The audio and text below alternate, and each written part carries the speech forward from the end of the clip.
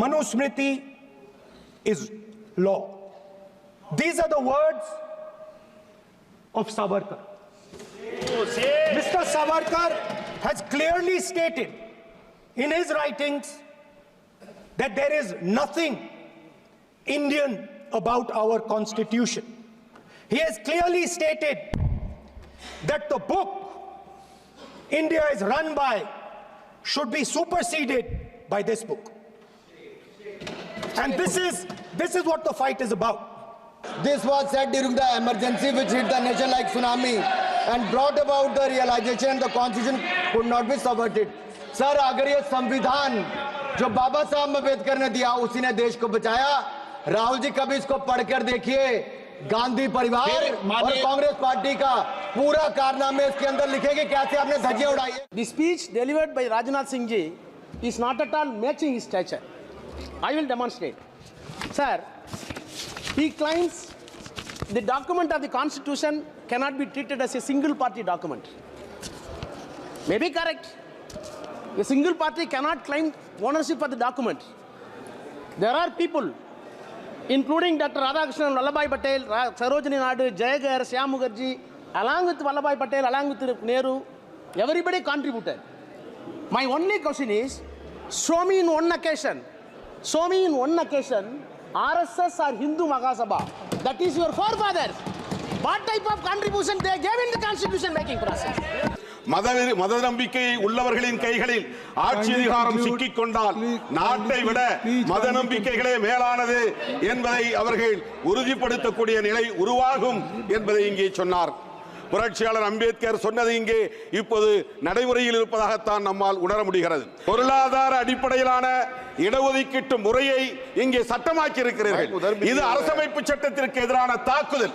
ஆனால் schedule cost, schedule tribes, OBC மக்களுக்கான இடஒதுக்கீட்டிற்கு சட்டம் இல்லை. हमारा संविधान की अपेक्षा है एकता की, और इसी को ध्यान में रखते हुए हमने मातृभाषा के महात्म्य को स्वीकारा है. मातृभाषा को दबा करके हम देश के जनमानस को संस्कारित नहीं कर सकते, और इसलिए हमने न्यू एजुकेशन पॉलिसी में भी मातृभाषा को बहुत बल दिया है.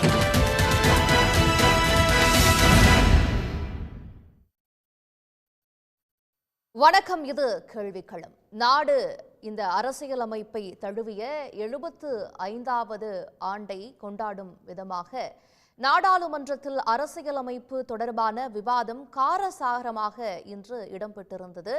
இதில் ராகுல் காந்தி சவார்கரை குறிப்பிட்டு அரசியலமைப்பை கொண்டாடுவோம் என்று சொல்லும் பொழுது பாஜக ஆர்எஸ்எஸ்னுடைய சித்தாந்தத்தை எடுத்து சொன்ன சவார்கரை அவமதிக்கிறது. அவர் இந்த அரசியலமைப்பை மறுத்தவர், மனுஸ்மிருதியை தழுவி இந்து ராஷ்டிரத்தை நிர்மாணிக்க கருதியவர் சவார்கர் என்று ராகுல் காந்தி சுட்டிக்காட்டி பேச, இந்திரா காந்தி அவசர நிலையை கொண்டு வந்ததை சுட்டிக்காட்டி ராகுலுக்கு பாஜக தரப்பிலிருந்து பதிலடி கொடுக்கப்பட்டது. அதற்கு பின் தற்போது பேசிக் கொண்டிருக்கக்கூடிய பிரதமர் மோடி அவர்கள் அரசியலமைப்பை இடையூறாக இருந்தால் மாற்றுவோம் என்று மாநில முதல்வர்களுக்கெல்லாம் கடிதம் எழுதியவர் நேருதான் என்று நேருவை சுட்டிக்காட்டி பேச, இப்படியாக நாடாளுமன்றத்தில் அரசியலமைப்பு தொடர்பான விவாதம் காரசாரமாக இடம்பெற்றிருக்கிறது. அரசியலமைப்பை காக்க போராடுவது யார், அரசியலமைப்புக்கு ஆபத்து யாரால் என்கின்ற பொருளில்தான் இன்றைய கேள்விக்களம் கட்டமைக்கப்பட்டிருக்கிறது. இணைந்திருக்கிற விருந்தினர்களை முதலில் வரவேற்போம். அரங்கத்தில் தமிழ் தேசிய விடுதலை இயக்கத்திலிருந்து திரு தியாகு அவர்கள் இணைந்திருக்கிறார், அவரை வரவேற்கிறேன். காங்கிரஸ் கட்சியின் சார்பாக இணைந்திருக்கிற திரு திருச்சி வேலுசாமி அவர்களை வரவேற்கிறேன். பத்திரிகையாளர் ஜென்ராம் அவர்களை வரவேற்கிறேன். அரசியல் விமர்சகர் ரமேஷ் சேதுராமன் அவர்களையும் வரவேற்கிறேன். பாஜகவிலிருந்து தங்க வரதராஜன் அவர்களும் இணைந்திருக்கிறார், அவரையும் வரவேற்கிறேன். முதல்ல திரு தியாகு அவர்களிடமிருந்து போகணும்னு நினைக்கிறேன். இந்த அரசியலமைப்பின் பால் இந்திய நாடு 75 ஆண்டுகளாக ஆட்சி செய்யப்பட்டு கொண்டு இருக்கிறது. இதில் நிறைய திருத்தங்களும் கொண்டு வரப்பட்டிருக்கிறது. முக்கியமாக எமர்ஜென்சி சுட்டிக்காட்டி ஆளும் பாஜக அரசு காங்கிரஸை விமர்சித்து கொண்டிருக்கிறது.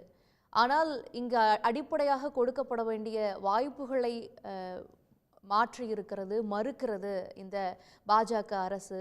இந்த அரசியலமைப்பையே மாற்றுவது என்பதுதான் அவர்களுடைய பிரதானமான நோக்கமாக இருக்கிறதுன்னு அதற்கான உதாரணங்களை எல்லாம் அடுக்கி வைத்து ராகுல் காந்தி தனது உரையில் எடுத்துரைத்திருக்கிறார். நீங்க இதை எப்படி இன்டர்பிரட் பண்றீங்க, எப்படி பார்க்குறீங்க? இப்போ கடைசியாக வந்திருக்கிற ஒரு விவாதம், அரசமைப்பு சட்டத்தை திருத்தி ஒரே நாடு ஒரே தேர்தல் கொண்டு வர வேண்டும் என்ற முன்முயற்சியில் பாஜக ஈடுபட்டிருக்கு. சென்ற தேர்தலில் மக்கள் அளித்த கட்டளையினுடைய பொருள் என்ன? இதே மோடி அவர்கள் நாடாளுமன்றத்தில் வரப்போகிற தேர்தலை பற்றி பேசுகிற போது எங்களுக்கு குறைந்தது 400 இடங்களில் எங்கள் கூட்டணி வெற்றி பெறும், எங்களுக்கு மட்டுமே 370க்கு மேற்பட்ட இடங்கள் கிடைக்கும், அப்படி நீங்கள் கட்டளை கொடுப்பது தான் ரொம்ப முக்கியமானது. இந்த 2 தேர்தலில் ஜெயித்ததை விட இந்த தேர்தல் முக்கியமானது. ஒரு நிலையான அமைப்பை ஏற்படுத்துவோன்னு சொன்னார். அதனுடைய பொருள் என்ன? அரசமைப்பு சட்டத்தை திருத்துவதற்கு தேவையான 3/2 பெரும்பான்மையை நாடாளுமன்றத்திலும் கோரினார், தேர்தல் பரப்புரையிலும் கோரினார். அப்கி பார் 400 பார், இது அவங்களுடைய முழக்கம். இப்போ அவர்களுக்கு இந்த கட்டளையை மக்கள் தர மறுத்து விட்டார்கள். அரசமைப்பு சட்டத்தில் நீங்கள் விருப்பம் போல் மாற்றம் செய்ய முடியாது என்பதுதான் மக்களுடைய ஜனநாயக கட்டளையினுடைய பொருள். ஏன்னா பாஜகவுக்கு தனி பெரும்பான்மையே கிடையாது. அவர்கள் 240 இடங்கள் தான் ஜெயித்தாங்க. தேசிய ஜனநாயக கூட்டணிக்கு தான் 293, மற்றவங்களையும் சேர்த்து. அப்போ என்ன அர்த்தம்? பாஜகவுக்கோ தேசிய ஜனநாயக கூட்டணிக்கோ 3/2 பெரும்பான்மையை மக்கள் தர மறுத்து விட்டார்கள். மக்களிடம் கேட்ட கட்டளை அவர்கள் அளிக்க மறுத்ததற்கு பிறகு அந்த வகையில் மோடிக்கு கேரண்டி தோத்து போச்சு. இந்த தோல்வியை ஒத்துக்கொண்டு அவர்கள் இருக்கிற அரசமைப்பு சட்டத்துக்கு உட்பட்டு தான் எதையும் செய்ய முடியும். அரசமைப்பு சட்டத்தை அப்படி திருத்துவதாக இருந்தால் அவர்கள் எதிர்க்கட்சிகளோடு ஒத்த கருத்துக்கு வந்தால் திருத்த முடியுமே தவிர தேசிய ஜனநாயக கூட்டணி அளவிலோ பாஜக அளவிலோ விருப்பம் போல் திருத்தங்கள் செய்ய முடியாது. அப்படி திருத்தங்கள் செய்ய முற்படுவதே எதை காட்டுது? ஒரே தேர்தலில் அந்த உயர்மட்ட குழு கொடுத்திருக்கக்கூடிய பரிந்துரையில் சிம்பிள் மெஜாரிட்டியிலேயே இந்த பில்லை பாஸ் பண்ண முடியும்னு ராம்நாத் கோவிந்த் அவர்களுடைய பரிந்துரை கொடுத்திருக்கிறத பார்க்குறோம். அந்த லோக்கல் பாடி எலெக்ஷன் சம்பந்தமாக வரும் பொழுது தான் அதில் ஸ்பெஷல் மெஜாரிட்டி தேவை. அவங்க திருத்தம் தேவை என்று சொல்லியிருக்கிறாங்க. ஏன்னு சொன்னால் நாடாளுமன்ற தேர்தலையும் சட்டமன்ற தேர்தலையும் ஒரே நேரத்தில் நடத்துவதாக இருந்தால் ஏற்கனவே 5 ஆண்டு பதவிக்கு தேர்ந்தெடுக்கப்பட்ட சட்டமன்றத்தை சுருக்கி இதுக்குள்ளே கொண்டு வந்து அடக்கணும், அல்லது நாடாளுமன்ற தேர்தலை இதுக்குள்ளே கொண்டு வர்றதுக்காக அதனுடைய பதவி காலத்தை குறுக்கணும். இந்த வாய்ப்புகளெல்லாம் இருக்குது. இதெல்லாம் சொல்லியிருக்கிறாங்க. என்ன கேள்வின்னா, அந்த குழு என்ன குழு? அது என்ன கான்ஸ்டியூஷனல் அத்தாரிட்டியா? அது அவங்கள்ட்ட இப்படி ஒரு தேர்தலை ஒரே நாடு ஒரே தேர்தலை நடத்துவோமா, நடத்துறதுல என்ன பயன் இருக்கும், 2014 கொடுத்த மாதிரி வேலை வாய்ப்புகளை உருவாக்க போகிறாங்களா, அல்லது லஞ்ச ஊழலை ஒழிக்க போகிறாங்களா, கருப்பு பணத்தை ஒழிக்க போகிறாங்களா, வேளாண் போராட்டம் மீண்டும் நடந்து கொண்டிருக்கே அந்த சிக்கலுக்கு இது தீர்வாக போகிறதா? எதுவுமே இல்லை.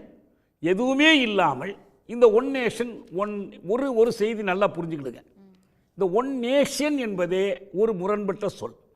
இந்திய அரசமைப்பு சட்டம் இந்தியாவை ஒன் நேஷன் என்று அழைக்கவில்லை. இதை நீங்கள் மறுக்கவே முடியாது. ஏன்னா அரசமைப்பு பேரவையிலேயே அம்பேத்கரிடம் இந்த கோரிக்கை வைக்கப்பட்டது. வி த பீப்புள் ஆஃப் இந்தியாவை திருத்தி வி தி நேஷன் ஆஃப் இந்தியான்னு எழுதணும்னு கேட்டாங்க. அம்பேத்கர் சொன்னார், there is no nation called India. இது யாருடைய பதில்? அம்பேத்கருடைய பதில். அரசமைப்பு சட்டத்தினுடைய முதல் உறுப்பு என்ன சொல்லுது? வி இந்த India that is Bharat shall be a union of states. Union states. ஸ்டேட்ஸ்னா என்ன அர்த்தம்? அப்போ சாவரின் ஸ்டேட்ஸை நீங்கள் அங்கிருந்து கொண்டு ஆட்டி படைக்க முடியாது. இப்போ இதனுடைய விதிகள், இதனுடைய எலெக்ஷன் வேற, இவங்க பார்த்து ஒன்று சேர்த்து வைத்திருக்கிற யூனியனுடைய எலெக்ஷன் வேற. அப்போ கான்ஸ்டியூஷனை இது திருத்துவதனுடைய என்ன அர்த்தம்? இந்த மொழி வழி மாநில அமைப்பை சீர்குலைப்பது, ஆர்எஸ்எஸ்னுடைய கொள்கையை நிறைவேற்றுவது, இதற்கேற்ப அரசமைப்பு சட்டத்தை திருத்துவது. நான் என்ன சொல்கிறேன்னா, நீங்கள் திருத்த ஆசைப்பட்டால் மக்களிடம் கட்டளை பெற்றுக்கொண்டு வந்திருக்கணும். மக்கள் அந்த கட்டளையை நீங்கள் கேட்டீர்கள், கொடுக்க மறுத்தார்கள். இந்த தேர்தலில் மோடி கேரண்டி, மோடிக்கு 3வது பதவிக்காலம் வெறும் பதவிக்காலம் அல்ல, சட்டத்தை திருத்தக்கூடிய அளவுக்கான சொல்வதை போல மக்களிடம் வெர்டிக்டை தீர்ப்பை வாங்கிட்டு சார்சோபார் என்கின்ற அடிப்படையில் வந்தால் அவர்கள் திருத்தலாமா? அப்படியே முடியாது. ஏன்னு கேளுங்க, எதையெல்லாம் திருத்த முடியும் திருத்த முடியாது என்பதற்கு 73ஆம் ஆண்டுல கேசவானந்த பாரதி வழக்கில் ஒரு தீர்ப்பு இருக்கு. நீங்க டெமோக்ரஸியையும் செக்குலரிசத்தையும் ஃபெடரலிசத்தையும் அரசமைப்பு சட்டத்தினுடைய பேசிக் ஸ்ட்ரக்சரை மாற்ற முடியாது. எவ்வளவு பெரும்பான்மை இருந்தாலும் 6 அடிப்படை கூறுகளை மாற்ற முடியாது. இப்ப நீங்க இவங்க சொல்லக்கூடிய சட்ட திருத்தங்கள் உண்மையில என்ன பண்ணுதுன்னா, ஆனா செக்யூலர்ங்கிறதே இருக்க கூடாதுன்னு அவங்க வாதிடுறாங்கன்னா அவங்க இந்த அரசமைப்பு சட்டத்துக்கு விரோதமா இருக்கிறாங்க. அரசமைப்பு சட்டத்தின் வழியாக பதவியை பிடித்து அரசமைப்பு சட்டத்தை அழிக்க முற்பட்டிருக்கிறார்கள் என்பதுதான் பொருள். ஆனா இப்ப மோடி அவர்கள் இப்ப பேசிட்டு இருக்கிறதுல என்ன சொல்றாரு அப்படின்னா, 47 இருந்து 52 வரைக்கும் இடைக்கால அரசாங்கம் தான் இருந்தது. அப்ப 51ல அவங்க கான்ஸ்டிடியூஷனை சேஞ்ச் பண்றாங்க. மக்களால் தேர்ந்தெடுக்கப்பட்ட ஒரு அரசாக இல்லாத பொழுது இவர்கள் இடைக்கால அரசாக இருந்துட்டு இந்த மாற்றத்தை கொண்டுட்டு வந்ததை மட்டும் எப்படி ஏற்றுக்க முடியும்? நாங்கள் என்ன சொல்கிறோன்னா, நான் தமிழ் தேசிய விடுதலை இயக்கத்தின் சார்பில் சொன்னேன், இந்த கான்ஸ்டியூஷன் என்பது அதை உருவாக்கிய முறை, கான்ஸ்டியூஷன் அசம்பிளி தேர்ந்தெடுக்கப்பட்ட முறை, யூனிவர்சல் அடல்ட் ஃப்ரான்ச்சைஸ் இல்லாமலே தேர்ந்தெடுக்கப்பட்ட முறை, கான்ஸ்டிடியூவன்ட் யூனிட்ஸாக இருக்கக்கூடிய தேசங்கள் இந்த மாநிலங்களுக்கு சமத்துவமான, அவர்கள் விரும்பினால் ஏற்றுக்கொள்ள விரும்பாவிட்டால் மறுக்கக்கூடிய வாய்ப்பெல்லாம் வழங்கப்படலை. இதை பெரியார் அடிக்கடி சுட்டி காட்டியிருக்கார். இந்த கான்ஸ்டியூஷன் நாங்கள் எப்போ ஒத்துக்கிட்டோன்னு கேட்டிருக்கார். ஆனால் நீங்கள் ஒத்துக்கிட்டு தான் ஒவ்வொரு எலெக்ஷன்லையும் ஜெயிச்சு வந்திருக்கிறீங்க. நீங்கள் சொல்லக்கூடிய அந்த கான்ஸ்டியூஷன் படி தான் இப்போ நீங்கள் பிரதமராகி இருக்கிறீங்க. அதையும் சொல்கிறாரு. இந்த கான்ஸ்டியூஷனே வேண்டாம் அப்படின்னு நீங்கள் கருதுனீங்கன்னா நீங்கள் இந்த தேர்தலில் நின்று பார்லிமெண்ட்டுக்கெல்லாம் வராமல் போய் மக்களை திரட்டி புரட்சி பண்ணுங்க, வேற புது கான்ஸ்டியூஷன் வேணுங்கிறதுக்காக போராடுங்க.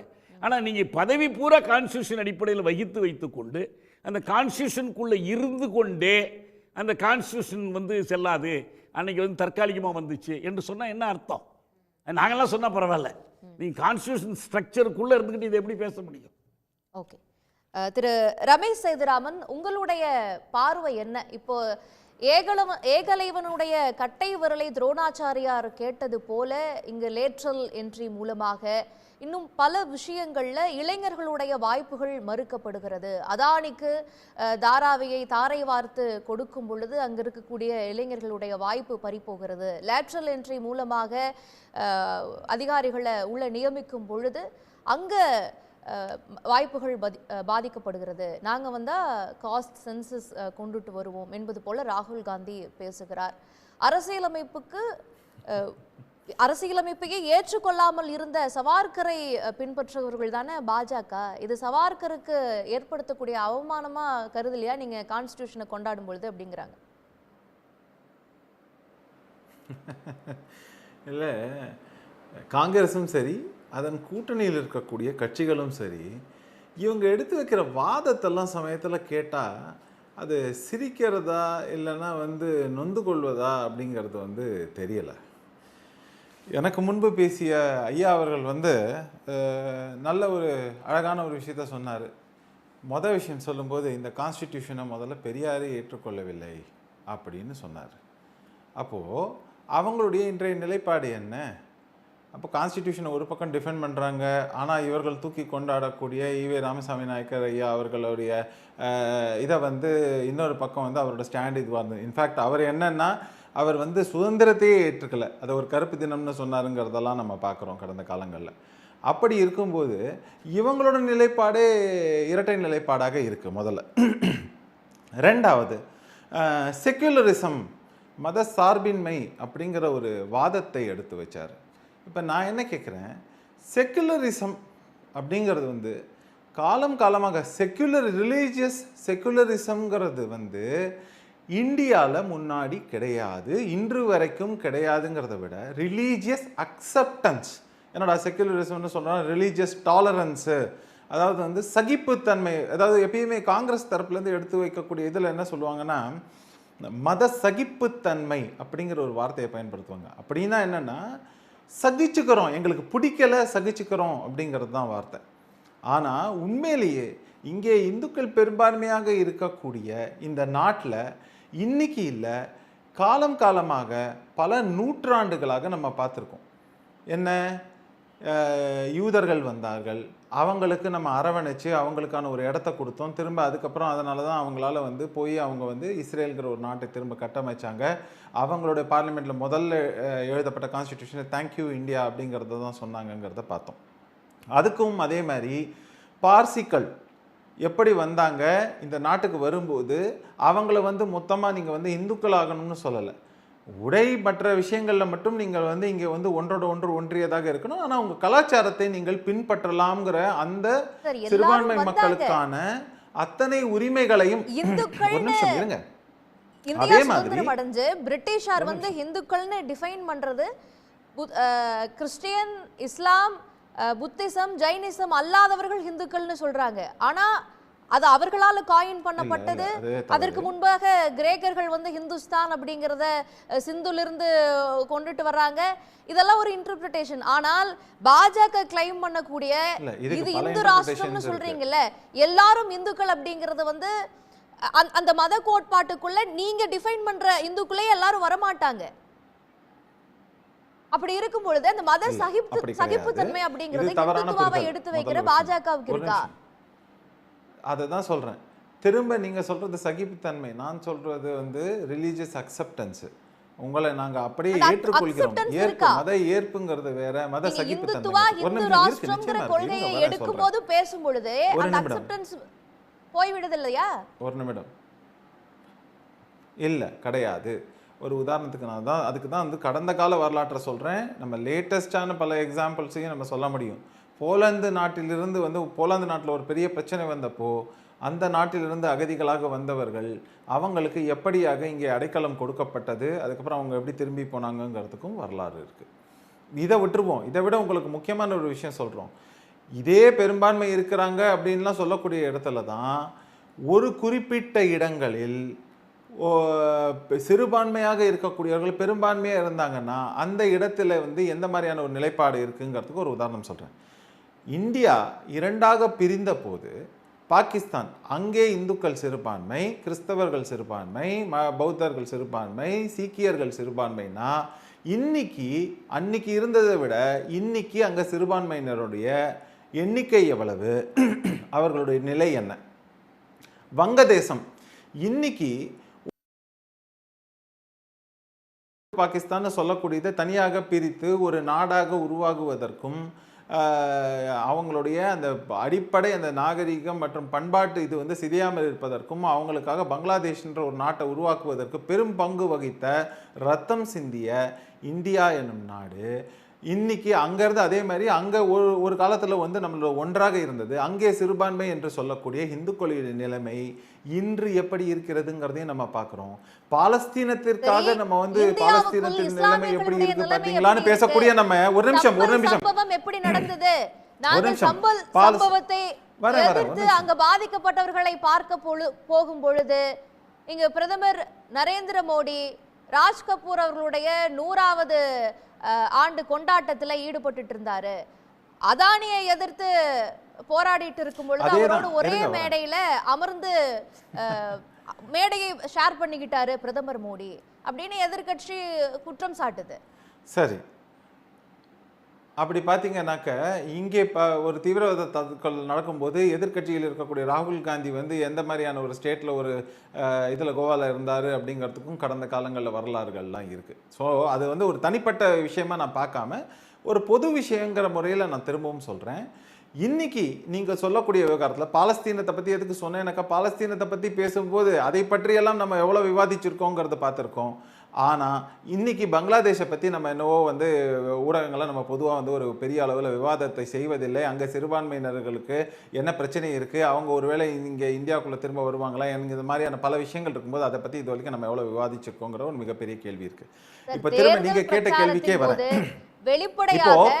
ஒரு நிமிஷம் வரேன், அது இருக்கட்டும், வரேன், நான் உங்க பிரச்சனைக்கு வரேன். பிரதமர் மோடி அவர்களுடைய வாயாலேயே வந்து சிறுபான்மையினரை பற்றி பேசின விஷயங்கள், இது மாதிரி உங்ககிட்ட 2 மாடு இருந்தா பறிச்சுக்குவாங்க, இது போன்ற விஷயங்கள்லாம் எடுத்து வைக்கப்படலையா? இத்தனை ரிலீஜியஸ் டாலரன்ஸ் இருக்கிற கான்ஸ்டிடியூஷன்ல செக்யூலர்னு குறிப்பிடப்பட்டு இருக்கக்கூடிய ஒரு நாட்டுல இது நடக்கும் பொழுது நீங்க பக்கத்து நாட்டுல சிறுபான்மையினருக்கு பாதிப்பு அப்படின்னு பேசினா அது எந்த வாதத்தினை ஏத்துக்க முடியும்? இல்லை வரேன் அதை தான் சொன்னேன். இப்போ அதையும் கடந்து இப்போ நான் திரும்ப உள்ளுக்குள்ள விவகாரத்துக்கு வரேன். நீங்கள் தான் சொல்கிறீங்க செக்குலரிசம் இந்த வார்த்தையை எப்போ கொண்டு வந்தாங்க? அதாவது கான்ஸ்டிடியூஷனை பாதுகாக்கிறோம்னு சொல்கிறவங்க கான்ஸ்டிடியூஷனை படுகொலை செய்து விட்டு அப்போ எமர்ஜென்சியை கொண்டு வந்துட்டு அந்த சமயத்தில் தான் இந்த செக்குலரிசம்ங்கிற வார்த்தையை இடைச்செருக்கெல்லாம் பண்ணியிருக்காங்க. இப்போ நான் ஒரே ஒரு வார்த்தை ஐயா தியாகு அவர்கள் கிட்ட அதற்கு நடுவுல 2 முறை நினைக்கிறேன் இன்று பாஜகவிற்கு ஒரு நிமிடம் நான் முடிக்கிறேன். மத ரீதியான தூண்டல்கள் நாட்டில் இருக்கு, மதம் சார்ந்த பிரிவினைகள் ஏற்பட்டுருங்கிறதுக்காக செக்யூலரிசம் கொண்டு வரப்பட்டிருக்கோம். இருங்க இல்லை அப்படிலாம் கிடையாது. சொல்கிறேன். இப்போ உங்களுக்கு வந்து இது வந்து மத சார்பின்மை மேலே நம்பிக்கை இருக்குது, மக்களுடைய இதில் வந்து நம்பிக்கை இருக்குல்ல. நான் என்ன சொல்கிறேன், கான்ஸ்டிடியூஷன்லேருந்து தூக்கிட்டு இவங்க எல்லாத்துக்கும் வந்து ஒரு மேண்டேட் கேட்பாங்க, மக்கள் கிட்ட விட்டுருவோம் அப்படின்னு.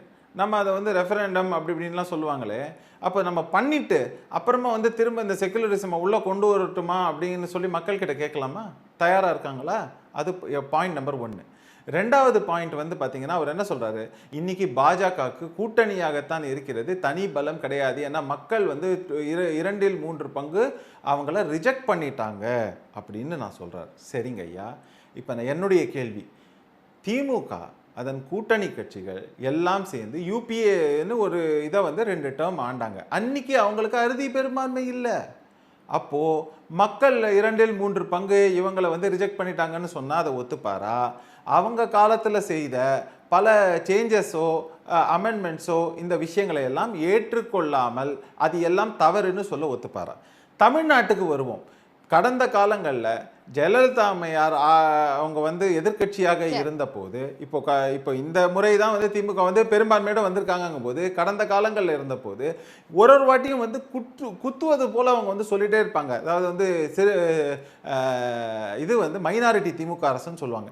அந்த காலகட்டத்தில் திமுக எடுத்த முன்னெடுப்புகள் எல்லாமே தவறுன்னு சொல்லுவாங்களா? இல்ல ஒரு நிமிஷம், இல்ல ஒரு ஜஸ்டிபிகேஷனுக்கு தான் நான் கேட்கிறேன். ஏன்னா இரட்டை நிலைப்பாடு கூட அது இல்ல, அதையே மாற்றுவதற்கான நடவடிக்கைகளை பாஜக எடுக்குதுங்கிறது தான் குற்றச்சாட்டு.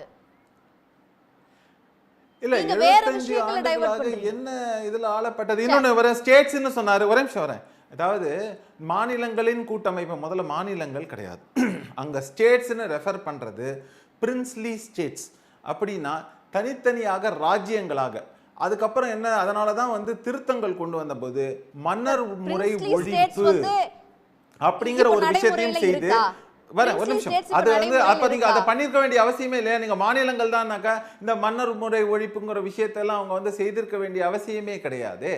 அப்போ திரும்ப இவங்க சொல்றது இந்த வார்த்தை விளையாட்டுகளாகத்தான் இருக்கிறது. கடைசியா வரேன் இல்ல ஒரே 20 செகண்ட், ஏன்னா அந்த கேள்விக்கு அப்புறம் பதில் சொல்லாம நான் கடந்து போயிட்டேன்னு இருக்கக்கூடாது. இப்போ மணிப்பூர் விவகாரமோ இல்லை மற்ற விவகாரங்களையோ நம்ம பற்றி பேசும்போது காஷ்மீர் விவகாரத்தை பற்றி கண்டும் காணாமல் இத்தனை ஆண்டுகளாக காஷ்மீர் பண்டிட்டுகளுடைய இன்று வரைக்கும் நமது சொந்த நாட்டிலேயே அகதியாக இருப்பவர்கள் பற்றி இந்த பக்கம் வந்து மணிப்பூரை பற்றி பேசுகிறாங்க. நல்ல விஷயம்தான். ஏன்னா எந்த மூலையில் வந்து நம்மளுடைய சகோதர சகோதரிகளுக்கு எந்த ஒரு பிரச்சனை வந்தாலும் அங்கே வந்து நம்ம வந்து நிச்சயமாக குரல் கொடுக்க வேண்டும். அதை வந்து அரசு வந்து நிச்சயமாக அதில் வந்து பண்ணணும்னு சொல்லிட்டு நான் என்ன கேட்குறேன், இங்கே பிரதமர் போகவில்லைன்னு சொல்லக்கூடியவர்கள் மன்மோகன் சிங் ஆட்சி காலத்துல எத்தனை வாட்டி அவர் மணிப்பூர் போனாரு?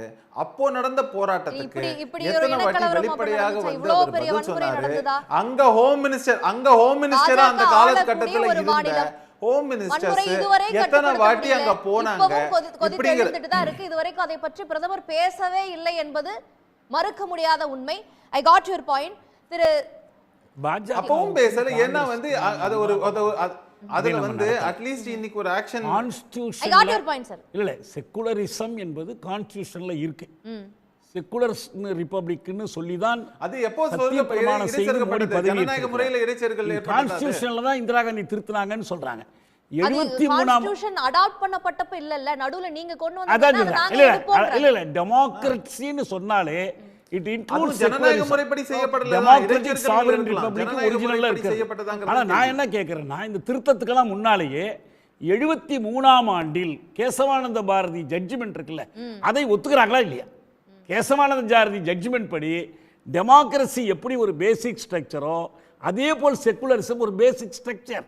நீங்க டெமோக்ரஸியை கைவிடுறதும் ஒண்ணுதான், செக்குலரிசத்தை கைவிடுறதும் ஒண்ணுதான். சரி. அதனால அதுதான் நம்ம இது ஜனதாவுக்கும் இவங்க காங்கிரஸுக்கும் பாஜகவுக்குமான விவாதம் அல்ல. Okay okay. கான்ஸ்டிடியூஷனை இந்துத்துவ கண்ணோட்டத்தில் கைவிட முயற்சி செய்கிறார்கள். இதுக்கு பாகிஸ்தான் வங்கதேசம் பத்திலாம் நம்ம பேசல. இந்தியாவில் நீங்க என்ன பண்ண போறீங்க? இந்தியாவில் இன்னைக்கு இருக்கிற இந்த கான்ஸ்டிடியூஷனை கைவிட விரும்புறீங்களா? செகுலரிஸ்டை கைவிட விரும்புறீங்களா? வெளிப்படையா வாங்க. அதற்கு உங்களுக்கு மேண்டேட் இல்லைங்கிற. அப்படி செய்வதற்கான மேண்டேட் உங்களுக்கு இல்லை. ஓகே. திருச்சி வேலுசாமி, நேரு வந்து அவருடைய சுயமாக ஒரு அரசியலமைப்பை வந்து ஃபாலோ பண்ணாரு. இடையூறாக இருந்தா அரசியலமைப்பையே மாற்றுவோன்னு மாநில முதல்வருக்கெல்லாம் கடிதம் நேரு எழுதியிருந்தாரு. அதே மாதிரி இந்த எமர்ஜென்சி என்பது இந்திய வரலாற்றில் அழிக்க முடியாத ஒரு பாவச் செயல் என்று பிரதமர் பேசுகிறார். உங்களுடைய பார்வை? நான் பிரதமருடைய பேச்சை உடனே கேட்டேன். கம்பன் அது அவருடைய எழுதுகிற போது ஒரு 2-4 வரி கவிதை எழுதியிருப்பான். கும்பகர்ணன் பேசுவதை போல, பேசுவது மானம், இடை பேணுவது காமம், கூசுவது மானிடரைத்தான், நன்று உனது கொற்றம். அது அப்படியே இவருக்கு பொருந்தும். அவர் பேசியிருக்கிற எல்லாமே தப்பாவே பேசுறாரு. என்ன சொல்றாரு? முதல் சட்ட திருத்தத்தை இவர் பண்ணாருன்னு சொல்றாரு. அது ஏன் வந்ததுங்கிற புரிதல் எனக்கு தெரியாம இருக்கலாம், உங்களுக்கு தெரியாம இருக்கலாம். இந்த நாட்டில் 11 வருடங்கள் பிரதமராக இருக்கிறதுக்கு தெரிய வேணாமா முதல் சட்ட திருத்தம் என்னன்னு? சட்டத்தை அறிமுகப்படுத்துகிற போது அதில் திருத்த கொண்டு வருவதென்றால் அதாவது பாராளுமன்றத்தில் மட்டும்தான் கொண்டு வர முடியும் இருந்துச்சு. ஆனால் பாராளுமன்ற தேர்தல் 52ல. அதற்கு முன்னாலேயே அந்த நிர்பந்தம் ஏன் வந்ததுன்னா, இந்த தமிழ்நாட்டில் இருந்த ஓமாந்தூரார் இவர் இங்கே முஸ்லிம்களுக்கு, கிறிஸ்தவர்களுக்கு, ஓபிசிகளுக்கு இடஒதுக்கீடு அறிவிக்கிறார். அதை இங்கே நீதிமன்றத்துக்கு செண்பகம் துறைராஜ் போறாங்க. அதை தவறுன்னு சொல்லிடுறாங்க. இது நாடு முழுவதும் ஒரு பெரிய சிக்கலை உருவாக்குது. அதை திருத்த வேண்டும் என்றால் பாராளுமன்றத்தினால் திருத்தம் இருக்கு. என்ன செய்யறதுன்னு தெரியாம இருக்கிற போது ஒரே ஒரு சட்ட திருத்தம் மட்டும், 100க்கும் மேற்பட்ட சட்ட திருத்தத்துல பாராளுமன்றத்தில் திருத்தாத ஒரே சட்டம் அதுதான். அதை எப்படி கையாண்டார்கள் என்றால், இந்த அரசியல் சட்டத்தை யார் கொண்டு வந்தார்களோ அந்த அரசியல் நிர்ணய சபையை மீண்டும் கூட்டி அதிலேயே இந்த திருத்தம் கொண்டு வர்றாங்க. இது எப்படி நேரு தன்னுடைய இஷ்டத்துக்கு பண்ணார் அர்த்தம்? அவர் அதோட என்ன சொல்ல, இந்த தமிழ்நாட்டில் இருக்க மக்கள் அது தெளிவா தெரியும். எங்க திருச்சிக்கு பக்கத்துல லால்குடியில ஸ்டான் சாமியார், அவர் தன்னுடைய வாழ்க்கையே பழங்குடி மக்களுக்காக அர்ப்பணிச்சு அங்க இருந்தவர். அவர் சிறையில் அடைபட்டு மோசமாக நடத்தப்பட்டு செத்து அவரை கொண்டு வந்தாங்க. இது நம்ம ஊர்ல தெரியும். அவர் சொல்றாரு, பழங்குடி மக்களுக்கு காங்கிரஸ்காரர்கள் துரோகம் செஞ்சாங்க, நாங்க தான் பழங்குடி மக்களுக்கு ஆதரவா இருக்கணும். இன்னொன்னு அவர் சொல்றாரு, பெண்களுக்கு பாதுகாப்பை தருகிறோம். ஒரே ஒரு பில்கிஸ் பானு பத்தாதான், மோசமான அந்த பாலியல் பலாத்காரத்துக்கு காரணமானவர்களை தங்களுடைய அதிகாரத்தை பயன்படுத்தி முன்னாலேயே விடுதலை செய்த குஜராத் அரசு. அப்ப அவங்க சொன்னது என்ன? இவர்கள் கண்ணியவான்கள் சொன்னாங்க. இன்னொன்னு அவர் சொல்றாரு, ஜிஎஸ்டி மக்கள் நலனுக்காக கொண்டு வர்றேன்னு சொல்றாரு நம்முடைய பிரதமர். நம்ம வீட்டுல இருக்க பிள்ளைங்க எழுதுற பென்சில், பேனா, பேப்பர், அதான் பேப்பர் பென்சில், அவங்க நீங்க நம்ம வீட்டு பிள்ளைங்க பரிசு எழுதுறதுக்கு பண்ற கட்டணம் இருக்கு, அதுக்கு கூட ஜிஎஸ்டி. இது மக்களுக்கு ஆதரவா? ஜிஎஸ்டி எதுல போடுறதுன்னு ஒரு விவசாய வேண்டாமா? அதெல்லாம் மக்கள் நலனுக்காக தான் போடுறாங்களா? சரி, வாதத்துக்கே வச்சுக்கோ, இந்திய நாட்டுடைய வரலாற்றிலே இல்லாத அளவுக்கு இவ்வளவு கோடி கோடியாக ஜிஎஸ்டி மூலமாக வருமானம் வருது இல்ல? வரி என்பது என்ன? வரியை மக்களிடத்தில் வாங்கி அதை வேறு விதமாக மக்களுக்கு நன்மையாக மாற்றுவதற்கு. அப்படி நீங்க என்ன செஞ்சிருக்கீங்க? ஒரு காலத்துல மிக மோசமாக இந்த ஊர்ல எதுவுமே பேப்பர் கூட கிடையாது. அப்படி தொடச்சு போடுற நாட்டில் இந்தியா சுதந்திரம் அடைகிற போது அந்த ஆட்சிக்கு வந்தவர்கள் கொஞ்சம் கொஞ்சமாக நாட்டை உருவாக்கி பொதுத்துறை நிறுவனங்கள் தான் இந்த நாட்டினுடைய உண்மையான பலம், அதுதான் சொத்து என்று நினைத்து உருவாக்கினாங்க. இன்னைக்கு நிலைமை என்ன? துறைமுகங்கள்லாம் தனியாருக்கு போயிடுச்சா இல்லையா? விமானங்கள்லாம் தனியாருக்கு போயிடுச்சா இல்லையா? ரயில்வே தனியாருக்கு கொடுக்கல பல முயற்சி போய்கிட்டு இருக்காரு இல்லையா? பொதுத்துறையினர்கள் பல நிறுவனங்களை தனியாருக்கு வித்துட்டாங்களே.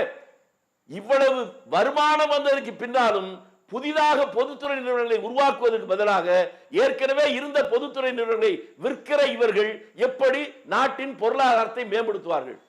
பொருளாதாரத்தை சமப்படுத்துறதுக்குன்றாரு. பெரிய பெரிய கார்பரேட் முதலாளிகள் வாங்கல லட்சக்கணக்கான கோடி கடன் ரூபாய்களை தள்ளுபடி செஞ்சுட்டு நம்ம வீட்டு பிள்ளைங்க எழுதுற பேனாவுக்கும் பென்சிலுக்கு வரி போட்டுதான் பொருளாதாரத்தை சமப்படுத்த போறாங்களா? அவர் சொல்றாரு, நாங்கெல்லாம் சட்டம் திருத்தலைன்னு.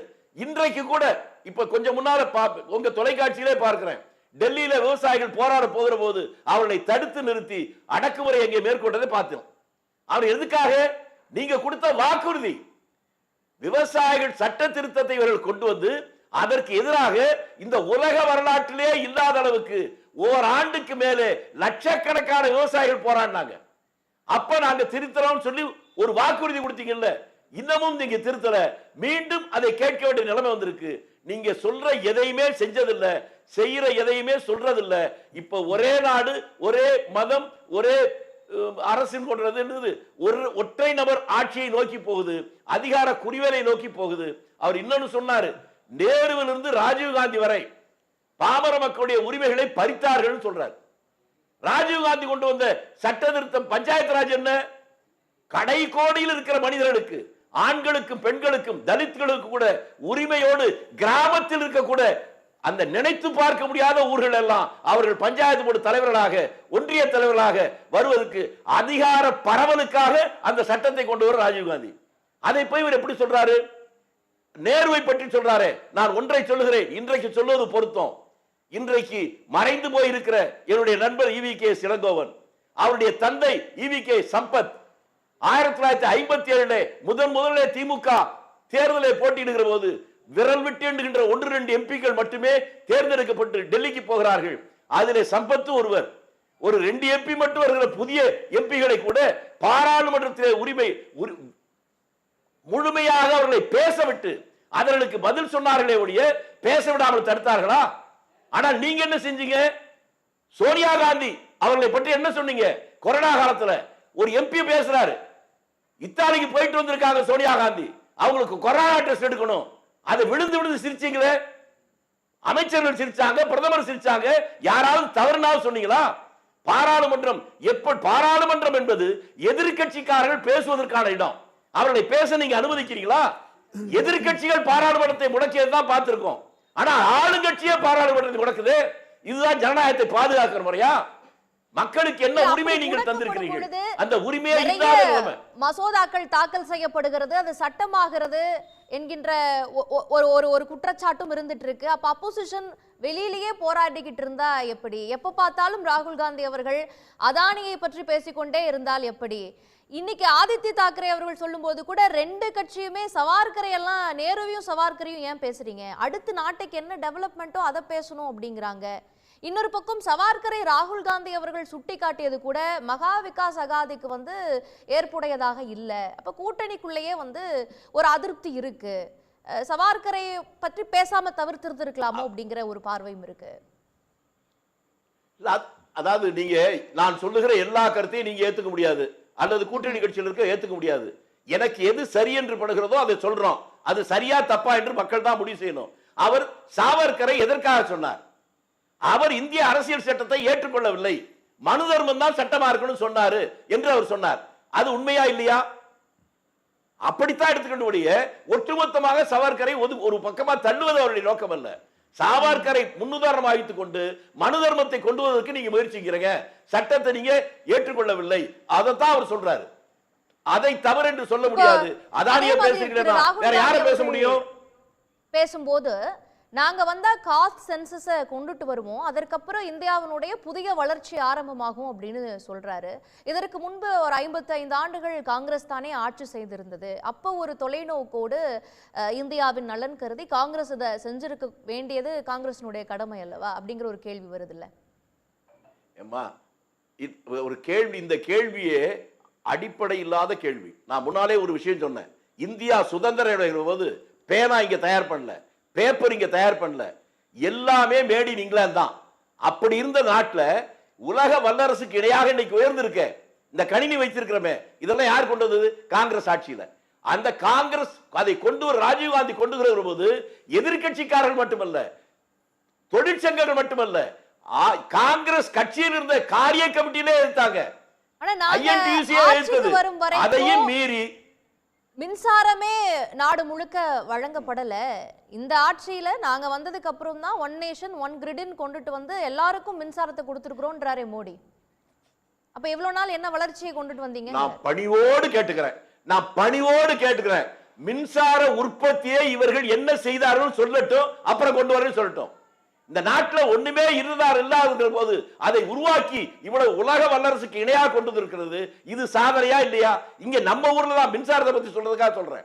நெய்வேலி, அந்த நெய்வேலி சுரங்கத்திலிருந்து அந்த நிலக்கரி வைத்து தான் தென் மாநிலங்களிலே இவ்வளவு பெரிய அளவுக்கு மின்சாரம் வந்திருக்கு. அதுக்கு யார் காரணம்? மோடி காரணமா? பிஜேபி காரணமா? இந்த ஆட்சி காரணமா? நாடு முழுவதும் மிகப்பெரிய ஆலைகளை கொண்டு வந்தது, மிகப்பெரிய அணைகளை கொண்டு வந்தது. இதெல்லாம் காங்கிரஸ் தவிர இவர்கள் என்ன கொண்டு வந்திருக்காங்க சொல்லுங்க. ஒரு நாகார்ஜுன சாகரை போல ஒரு ஏதாவது ஒரு அணையை சொல்லுங்க, அல்லது மிகப்பெரிய ஆலை திருச்சியில் இருக்க பிஹெச்எல் மாதிரி எங்கேயாவது ஒன்று கொண்டு வந்திருக்கான்னு சொல்லுங்க. எதுவுமே இல்லாம வெறும் விசனமே இல்லாமல் வசனம் மட்டுமே பேசிக் கொண்டிருக்கிற ஒரு பிரதமரை இப்பதான் பாக்குறோம். நான் கூட வேடிக்கை, நீங்க அதானிய சொன்னதுக்காக சொல்றேன், நான் வேடிக்கையா சொன்னேன். வெளிநாட்டுக்கு போகிற போது விமானி இல்லாமல் கூட போகிற பிரதமர் அதானி இல்லாமல் போவதில்லை. ஆஸ்திரேலியாவில் ஒரு பெரிய நிலக்கரி சுரங்கத்தை அதானிக்காக ஏற்பாடு பண்ணி கொடுத்தது யாரு? பிரதமர் லைசன் ஆபீசர் அதானிக்கு. அவருக்கு கொடுத்த லட்சக்கணக்கான கோடி ரூபாய்களை தள்ளுபடி பண்ண முடியுது. ஆனா படிப்புக்காக வாங்கி கடன் வாங்கினால பேங்க்ல நம்ம வீட்டு பிள்ளைகள் வேலை கிடைக்காம துவைக்கிற போது நான் பேசிக் கொண்டிருக்கிற இந்த வேளையிலே அந்த இளைஞர்களுக்கு எவ்வளவு நெருக்கடி தெரியுமா? தொழிலதிபர்கள் உடன் இருந்தாங்க, டாடா பிர்லா போன்றவர்கள் தேச கட்டுமானத்துல உடன் இருந்தாங்க, அவர்களுடைய நிறுவனங்கள் தேச கட்டுமானத்துல பெரும்பங்காற்றியது. அப்படி ஒரு தொழிலதிபரை பிரதமர் உடன் வைத்திருக்கிறார் அப்படின்னா அது முழுவதுமாக இது போல தேச விரோதமான ஒரு விஷயம். அப்படி ஒரு தொழிலதிபர் சொல்லாதீங்க. டாடாவுக்கும் பிர்லாவுக்கும் காங்கிரஸ் ஆட்சியில லட்சக்கணக்கான கோடி ரூபாய்களை பணமா கடனா கொடுத்து தள்ளுபடி பண்ணாங்களா? அதுவும் இது எப்படி ஒண்ணாகும்? ரெண்டும் ஒன்றல்ல. காக்கையும் குயிலும் ஒன்றல்ல. பார்க்க ஒன்று போல தெரியும். காங்கிரஸ் ஆட்சியில இப்படி தனக்கு வேண்டிய தொழிலதிபர்களுக்கு லட்சக்கணக்கான கோடி ரூபாய்களை கடனை எங்கேயாவது தள்ளுபடி பண்ணாங்களா? இவங்க பண்ணிருக்கிறாங்க. எப்படி? அதைத்தானே கேட்கிறோம். 1 லட்சம் 2 லட்சம் கடன் வாங்கி கல்வி கடன் வாங்கினவங்களை மிரட்டுவீங்களா இல்லையா? Okay okay, thank you sir. திரு ஜென்ராம், நீங்க இதை எப்படி பாக்குறீங்க? அரசியலமைப்பு மீதான ஒரு விவாதம் நாடாளுமன்றத்தில் எழுந்திருக்கிறது. ஆனால் மீண்டும் நேரு, சவார்கர் என்றுதான் இந்த விவாதம் அமைஞ்சிருக்கு. இது ஒரு டெவலப்மெண்ட் அடிப்படையில் இல்லை அப்படிங்கிற ஒரு குற்றச்சாட்டு இருக்கு. இன்னொரு பக்கம் இந்திய அரசியலமைப்பையே மாற்றக்கூடிய ஒரு நடவடிக்கைக்கு எதிராக குரல்கள் நாடாளுமன்றத்தில் பதிவு செய்யப்பட்டிருக்கு, ஓங்கி ஒழிச்சிருக்கு. அப்படிங்கிறத பார்க்கலாமா? இல்லை 6 தசாப்தங்களாக 75 முறை இந்த அரசியலமைப்பு திருத்தப்பட்டிருக்கு, இவர்கள் தானே அதுக்கு வழிவகுத்தவங்க, நாங்க என்ன தப்பு பண்ணிட்டோம், நாங்க என்ன தப்பா மாத்திட்டோம் அப்படின்னு பிரதமர் கேட்கிறாரு. அதை எப்படி புரிஞ்சுக்கிறது? அது அரசமைப்பு சட்டத்தை பற்றி தான் பேசுறோம். நிச்சயமாக நேருவை பற்றியோ சாவர்கரை பற்றியோ யாரும் பேசல. ஆனா அரசமைப்பு சட்டத்தை பற்றி பேசுகிற விஷயங்களை, அரசமைப்புக்குள்ள அரசு செய்ய தவறியவற்றை, அரசமைப்பு மீது அரசு நடத்தும் தாக்குதல்களை பட்டியலிடும் போது அதற்கு பதில் அளிக்க முடியாதவர்கள் நேரு என்றும் சாவர்கர் என்றும் நெறிகளை பற்றியும் சட்டங்களை பற்றியும் விதிகளை பற்றியும் பேசிட்டு இருக்கிறவங்கள்ட்ட இருந்து நபர்களை பற்றிய உரையாடலாக, விவாதமாக மாற்றுவதற்கு முயற்சி செய்கிறார்கள். அதை எல்லா இடங்கள்லையும் பார்க்க முடியுது. இந்த வகையில நீங்க உங்களுடைய முதன்மையான கேள்வியாக நீங்க முன் வச்சிருக்கிறீங்களே, அதுதான் முக்கியம். அதோட தொடர்புடைய பேச்சுக்கள் ஏதேனும் இருந்தால் பேசலாம் அப்படின்னு நினைக்கிறேன். அரசியலமைப்பை காக்க போராடுவது யார், அரசியலமைப்புக்கு ஆபத்து யாரால் அப்படிங்கிறத கேள்வியில் தான் நீங்க முதன்மையாக வச்சிருக்கிறீங்க. அந்த முதன்மையான கேள்வி அரசியலமைப்புக்கு ஆபத்து இருக்கிறது அப்படிங்கிறது தான் முக்கியமானது. அந்த அரசியலமைப்புக்கு இருக்கக்கூடிய ஆபத்தை 2024 மக்களவைத் தேர்தலுக்கு முன்னால எதிர்க்கட்சிகள் முன்வைத்து, இந்தியா கூட்டணியை சார்ந்தவர்கள் முன்வைத்து பிரச்சாரம் செய்தார்கள். மக்கள் அதற்கு செவி சாய்த்து, திரு தியாகு முதல்ல குறிப்பிட்ட மாதிரி மக்கள் அவர்களுக்கு அரசமைப்பு சட்டத்தை திருத்துவதற்கான கட்டளையை வழங்கவில்லை, மேண்டேட்டை வழங்கல. அதனால ஆனாலும் தாக்குதல்கள் நின்றபாடில்லை. 2014 தொடங்கிய தாக்குதல்கள் இன்று வரை நின்றபாடில்லை. மதச்சார்பின்மை மீதான தாக்குதல்கள் இன்றும் தொடர்ந்து கொண்டுதான் இருக்கிறது. பிளேசஸ் ஆஃப் வர்ஷிப் ஆக்ட் கேள்விக்குரியதாக மாற்றிக்கொண்டு ஆய்வுகள் மூலமாக அது நடந்துகிட்டு இருக்கும் போதே இடிப்பு மூலமாக சிக்கல்கள் உருவாகி கொண்டேதான் இருக்கின்றன. நீங்க செக்யூலரிசத்தை நீக்குங்க அப்படின்னு சொல்லி உச்சநீதிமன்றத்துல போட்ட வழக்கு இப்பதான் போன மாசம் தான் நினைக்கிறேன். அந்த உச்சநீதிமன்றம் போன மாசமா அதுக்கு 1 மாதம் முன்னாலேயே தான் செக்யூலரிசத்தையும் சோசியலிசத்தையும் 2 சொற்களையும் நீக்க முடியாது அப்படின்னு உச்சநீதிமன்றம் தீர்ப்பு சொல்லுச்சு. உச்சநீதிமன்றம் தீர்ப்புக்கு பிறகு ஏன் பேசுகிறீர்கள் அப்படின்னு உங்களை பார்த்தோ, என்னை பார்த்தோ, தியாகுவை பார்த்தோ, திருச்சி வேலுச்சாமியை பார்த்தோ நாள்தோறும் கேட்கக்கூடியவர்கள். உச்சநீதிமன்றம் செக்யூலரையும் சோசியலிசத்தையும் நீக்கியதை பற்றி ஒரு வார்த்தை கூட சொல்ல மாட்டேங்கிறேன். நீக்க கூடாதுன்னு சொன்னதை பற்றி ஒரு வார்த்தை கூட சொல்ல மாட்டேங்கிறாங்க. கேசவானந்த பாரதிக்கு வழக்குல உச்சநீதிமன்றம் சொன்ன தீர்ப்பு பேசிக் ஸ்ட்ரக்சரை பத்தி பேசுது, 6 கூறுகளை பற்றி பேசுதுன்னு நீங்க சொன்னீங்க. ஆனா உச்சநீதிமன்ற தீர்ப்புகளின் வழியாக உருவாகின்ற சட்டங்கள்ங்கிறதை பற்றி அவங்க யாரும் பேசவே மாட்டேங்கிறாங்க. எந்த அடிப்படையிலன்னு எனக்கும் புரியல.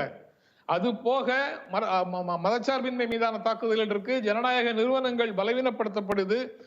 எலெக்ஷன் கமிஷனாக இருந்தாலும் சரி, ஜுடிஷியரியாக இருந்தாலும் சரி, கான்ஸ்டிடியூஷனல் பாடிஸ் வீக்கன் பண்ணின நிலைமையில இப்போ இருக்கு, சுதந்திரம் இல்லாத நிலைமையில இருக்குது, உள்ளீடற்ற வெற்று கூடுகளாக இருக்குது அந்த அமைப்புகள்.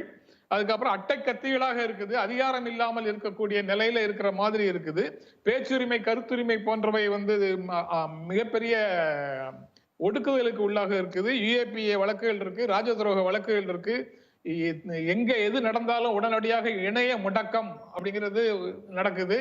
இணைய முடக்கத்தை எப்படி சொல்லி இணைய உரிமையை என்ன சொன்னாங்க உச்ச நீதிமன்றத்துல? ஆர்டிகிள் 21 இருக்கக்கூடிய உயிர் வாழும் உரிமை, உடைமைகளை பாதுகாக்கும் உரிமை போன்றதொரு உரிமை அப்படின்னு சொன்னாங்க. உச்ச நீதிமன்றம் சில வழக்குகள்ல சொல்லக்கூடிய விஷயங்களை மிக அதிகமாக தூக்கி பிடிப்பதும், பல வழக்குகள்ல சொல்லக்கூடிய விஷயங்களை முற்றிலுமாக புறக்கணிப்பதுமாக ஒரு போக்கு இருக்கு. அந்த போக்கு நம்ம கவனத்தில் கொள்ள வேண்டும் அப்படின்னு நான் நினைக்கிறேன். அதுக்கப்புறம் நான் உங்ககிட்ட மறுபடியும் வரேன் திரு ஜென்ராம். திரு தங்க வரதராஜன் அவர்கள் இன்னொரு நிகழ்ச்சிக்கு போகணும், அவருடைய பார்வையை வாங்கிட்டு நான் திரும்பவும் உங்ககிட்டே வரேன். திரு தங்க வரதராஜன், இந்த அரசியலமைப்பின் மேல பெரும் தாக்குதலை தொடர்ந்து நடத்தி கொண்டிருப்பது இந்த அரசாங்கம் தான் இருக்கிறது. செக்யூலரிசம், சோசியலிசத்தை அகற்ற முடியாது அப்படிங்கிற ஒரு தீர்ப்பை சுப்ரீம் கோர்ட் வழங்கி இருக்கே, அதை பத்தி ஏன் பேசல என்கின்ற விஷயங்கள் எல்லாம் கேள்வியாக வைக்கப்படுகிறது. வணக்கம் சகோதரி அபிநயா. நீங்கள் சொன்ன மாதிரி அண்ணன் தியாக ஆரம்பத்திலேருந்து சொன்னார், பெரியார் அவர்கள் இந்த கான்ஸ்டியூஷனை ஏற்றுக்கலன்னு சொன்னார். நிச்சயமாக அதில் வியப்பு கிடையாது. காரணம் என்று கேட்டால், இந்த நாட்டுடைய சுதந்திர போராட்டத்தில் சுதந்திரமே இந்த தமிழகத்துக்கு வேண்டாம் என்று சொன்னார். பிரிட்டிஷ்கார் நீங்களே ஆண்டு கொள்ளலாம் என்று சொன்னவர்கள் அதில் வியப்பில் ஒன்று. ரெண்டாவது விஷயம், அண்ணன் சொன்னார் நாங்கள் ஆப்கே பார் சாசோப்பார். நிச்சயமாக என்னோட பிரச்சாரம் என்பது வேறு, அது வேறு விஷயம். நாங்கள் என்ன சொல்கிறோங்க, இதை பாருங்க, உங்களுடைய நீங்கள் இதே மாதிரி தான், நீங்கள் கான்ஸ்டியூஷனை மாற்றுவோம், OBC ரிஜிஸ்ட்ரேஷன் எடுத்துருவோம், SC/ST ரிஜிஸ்ட்ரேஷன் எடுத்துருவோம். நீங்கள் உத்தரப்பிரதேஷ், மகாராஷ்டிரத்தில் பண்ண பிரச்சாரம் எங்களுக்கு சற்று சரிவு ஏற்படுத்துறது. ஆனால் மக்களும் உஷாராயிட்டாங்க. பாஜக உஷாரானது காரணமாக உத்தரப்பிரதேச சமிட் இடத்துல நடந்திருக்குது, மகாராஷ்டிராவுக்கு சமிட் கொடுத்துருக்கிறது. உங்களை நினைவுக்குள்ள விரும்புகிறேன். ஆனால் வேலுச்சாமி அவர்களும் காதல வாங்க நினைக்கிறேன். நான் என்ன கேட்குறேங்க, எங்களுடைய ப்ரீபோல் அலையன்ஸ் பாருங்க, எங்களுக்கு 240 எங்களுக்கா இருக்கலாம். எங்களுடைய கூட்டணிகள் சேர்ந்து எங்களுடைய பிரிப்பலன்ஸ் தான் அந்த நாட்டு மக்கள் எங்கள் பாராளுமன்றத்தில் வெற்றியை தடுத்திருக்கிறாங்க. 3வது முறையாக நேரு அவர்களுக்கு பிறகு ஒரு ஜனநாயக ரீதியாக நேரு அவர்கள் கூட பார்த்தீங்கன்னா லிட்ரேசி ரேட் 17% தான். இன்னைக்கு பார்த்தீங்கன்னா 71 விழுக்காடு லிட்ரேசி ரேட். இன்னைக்கு 3வது முறையாக இன்றைக்கு பாஜக ஒரு சாமானியன் டீ வியாபாரியின் மகன் இன்றைக்கு பிரதமராக இருக்காரு நான் சொல்ல விரும்புகிறேன். அதனால 140 வச்சு நீங்க ஆட்சி, மன்மோகன் சிங் தலைமையில் உங்களுடைய 140 வச்சு ஆட்சி ஆண்டிங்க, 204 வச்சு ஆண்டிங்க. அதனால நாங்கள் இன்றைக்கு அறுதிப்பெருமையான கூட்டணி இருக்கின்றது. அந்த அடிப்படையில் இன்றைக்கு 16 மசோதாவில் இந்த நடப்பில் கூட 12 மசோதா நிறைவேற்ற சொல்ல வரேன். அதே போல கான்ஸ்டியூஷன் மாத்திர பத்திலாங்க காங்கிரஸ் கொஞ்சமாவது அண்ணன் வேலுச்சாமி அவர்கள் மனசாட்சிப்படி அதை சொல்லணும்னு நினைக்கிறேன். கான்ஸ்டியூஷனை சிதைத்தது ஆரம்ப காலகட்டம் 60க்கும் மேற்பட்ட நாட்டில் கான்ஸ்டியூஷன் மாத்திரம் யாருன்னு சொல்லுங்க அண்ணன் வேலுச்சாமி அவர்களை. அதே போல அரசியல் சாசனத்தை அம்பேத்கர் அமைத்தது, இந்த அரசியல் சாசனத்தை நீ பாக்கெட்ல வச்சுக்கலாம். நாங்க அரசியல் சாசனம் இன்னைக்கு பாஜக, இன்னைக்கு நாட்டு மக்கள், நீ பாரதிய ஜனதா கட்சி இன்னைக்கு அரசியல் சாசனம் என்பது இன்னைக்கு இந்த அரசியல் சாசனம் இன்னைக்கு அதாவது கொண்டாட புனித நூலாக பார்க்கிறோம். அதனால உங்க வேஷம் வேண்டாம். என்ன ஏன்னா நீங்க அம்பேத்கரை கூட நீங்க அரசியல் சாசனக்குள்ள அனுமதிக்காத காங்கிரஸ் கட்சி நேரு அவர்கள் அமைத்தாரா, அவர் ஏத்துக்கிட்டாரா? உண்மையை சொல்லுங்க. நான் கேட்கிறேன், இங்க பாருங்க, டைம் ரொம்ப குறைவா இருக்குது. நான் உங்களுடைய நேரடி எனக்கு இல்ல, நீங்க குறுக்கிட்டான்னு பதில் சொல்ல முடியும். நேரம் ரொம்ப குறைவா இருக்குது. நான் கேட்கிறேன் பாருங்க, என்ன கேட்கிறேன். அதே போல பாருங்க, வீர சவார்கர் என்பதுங்க ஏதோ மனுஸ்மிருதியில பல்வேறு விஷயங்கள் இருக்குது. ஒவ்வொரு மனிதருக்கு பல்வேறு கருத்து இருக்கலாம். நான் என்ன கேட்கிறேன், வீர சவார்கர் நீங்க தொடர்ந்து இந்த நாட்டிலேயே சுதந்திர போராட்டத்துக்காக தன்னை முழுமையாக, அதாவது மிக மிக பெரு கொடுமையான ஒரு குற்றத்தை அனுபவித்தவர் வீர சாவர்கர். அவர் வந்து பாருங்க, அந்த மாதிரி எந்த சுதந்திர போராட்டத்தையும் சித்திரவதை அனுமதிக்கிற அரசியல் அமைப்புக்கு எதிராக இருந்தாரா இல்லையா வீர சவார்கர்? நீங்க சொல்ற சவார்கர் அதே போல பஞ்சாயத்து ராஜ் ராகுல் காந்தி கூட்டம் இந்த நாட்டு அதிகாரம் போறதான்னு கேட்டவர் அவர். இந்த நாட்டு இத வந்துங்க அந்தமான் சிறையில இருந்து மாற்றப்பட்ட பிறகு மும்பையில் அவர் பட்ட, அதாவது அவர் பட்ட கேள்விப்பட்டு மகாத்மா காந்தி நேரு அவர்கள் பார்த்தாங்களா இல்லையா? ஏங்க அப்படிப்பட்ட அவங்க தாத்தா வந்து தேச விரோதின்னு சொல்ல வராரா, இல்ல மகாத்மா தேச விரோதி சொன்னாரா? மிகப்பெரிய ஒரு கொடுமை அனுப்பிச்சது நேரு மும்பை சிறைச்சாலையில் போய் பார்த்து கண்ணீர் விட்டாருங்க மகாத்மா காந்தி அவர்களே. அதனால அவருடைய சிறுமைப்படுத்துவதை ராகுல் காந்தி நிறுத்திக் கொள்ள வேண்டும். அதே மாதிரி சொல்லியிருக்கிறார், நிச்சயமாக என்ன சொல்லியிருக்கிறாரு அண்ணன் வந்து வெளிச்சாமி சொன்னார், ஜிஎஸ்டி பத்தி நீ சார் நீங்க வந்து பென்சில் பேனாவுக்குள்ள வரி சொல்றீங்களா? ஜிஎஸ்டி வரதுக்கு முன்னாடி 32 வகையான வரி இருந்தா இல்லையா? ஏதோ ஜிஎஸ்டி என்பது இப்பதான் ஏதோ வந்து வரி போடுற மாதிரி சொல்றீங்க. 32 வகையான வரிய ஒரே வரியா நீ சொல்றீங்களா? பென்சில் ஷார்ப்னர் உதாரணத்தை வச்சுங்க. அந்த ஷார்ப்னர் அது வந்து நீங்க 28 ஸ்லாப் இருந்துச்சு சார், அது நீங்க போட்ட 32 வகையான வரி போட்டப்ப இன்னைக்கு 13 வகை, 13ல இருந்து 14 தாங்க இருக்கு. அதனால நான் எதுக்கு சொல்றேன், மக்களை குறைவுபடுத்தாதீங்க.